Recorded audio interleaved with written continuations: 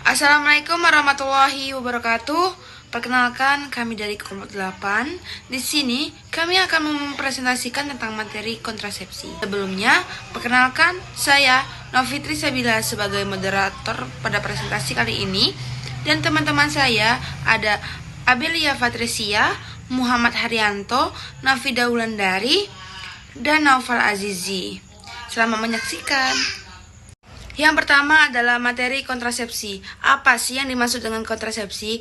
Kontrasepsi adalah berbagai metode atau alat yang digunakan untuk mencegah kehamilan, yang bekerja dengan cara menghalangi pertemuan sel sperma dan sel telur, atau menunda, atau disebut dengan menghentikan ovulasi. Selanjutnya, tujuan kontrasepsi yang pertama itu untuk mengendalikan kelahiran atau mencegah kehamilan dengan menghambat pelepasan sel telur dari ovarium tiap bulannya. Lalu jenis-jenis kontrasepsi yang pertama adalah pil andalan laktasi, suntik KB, kondom, implan, IUD, dan sterilisasi. Baik, selanjutnya untuk indikasi dan kontraindikasinya. Indikasinya untuk mencegah kehamilan, dan kontraindikasinya itu pertama pernah mengalami pembekuan darah, kedua sakit kepala, migrain, dencan aura, atau migrain dencan melihat bintik atau cahaya, silau atau kesulitan melihat 5-30 menit sebelum sakit kepala terasa, atau gejala kelainan syaraf seperti mati rasa atau tidak bisa bicara. Lalu ketiga ada penyakit jantung. Lalu keempat ada tekanan darah tinggi yang tidak terkontrol dengan pengobatan medis. Yang kelima itu pernah mengalami penyakit kuning saat hamil. Nah, untuk efek sampingnya itu ada pendarahan atau spotting, mual, perubahan mood, sakit kepala, sakit payudara, sakit payudara sakit atau membesar, perubahan berat badan, dan pembekuan darah. Selanjutnya, apa itu pil KB? Nah, pil KB itu adalah salah satu metode kontrasepsi oral yang diminum setiap hari, mengandung hormon estrogen dan atau progestin yang berfungsi mencegah terjadinya kehamilan, termasuk metode kontrasepsi yang praktis dan efektif jika digunakan dengan benar. Nah, manfaatnya yaitu dapat membuat haid teratur, kram dan nyeri haid lebih ringan, peluang terjadinya anemia defisiensi zat besi rendah, menghentikan migrain yang dialami saat menstruasi, dan lain-lainnya. Selanjutnya, jenis-jenis pil KB. Yang pertama ada pil kombinasi yang mengandung estrogen dan progestin. Diminum 21 hari, lalu 7 hari tanpa pil atau pil kosong atau placebo. Yang kedua, pil progestin atau mini pil yang mengandung progestin saja. Cocok untuk ibu menyusui, diminum setiap hari tanpa jeda.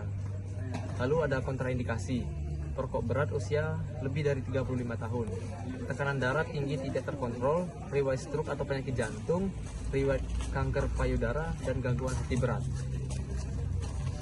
Selanjutnya yaitu cara penggunaan pil KB. Yang pertama, sebaiknya pil KB diminum setiap hari, lebih baik pada saat yang sama setiap hari. Yang kedua, pil pertama dimulai pada pertama sampai hari ke-7 siklus haid. Yang ketiga, sangat dianjurkan penggunaannya pada hari pertama haid. Beberapa paket pil mempunyai 28 pil atau 21 pil. Bila paket 28 pil habis, sebaiknya mulai minum pil dari paket yang baru. Bila paket 21 pil habis, sebaiknya tunggu 1 minggu baru kemudian mulai minum pil pada paket yang baru. Bila muntah dalam waktu 2 jam setelah minum pil, ambil pil yang lain atau menggunakan kontrasepsi lain.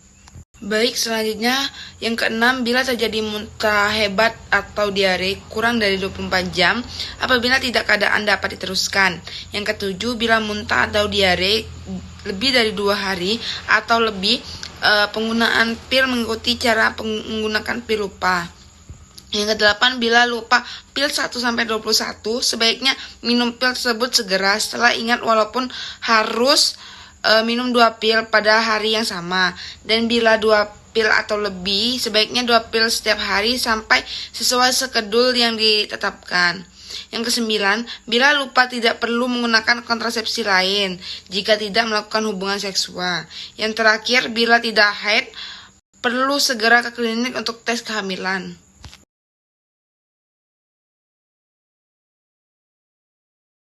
Sekian presentasi dari kelompok 8. Maaf atas kekurangan dari kelompok 8. Saya akhiri. Wassalamualaikum warahmatullahi wabarakatuh.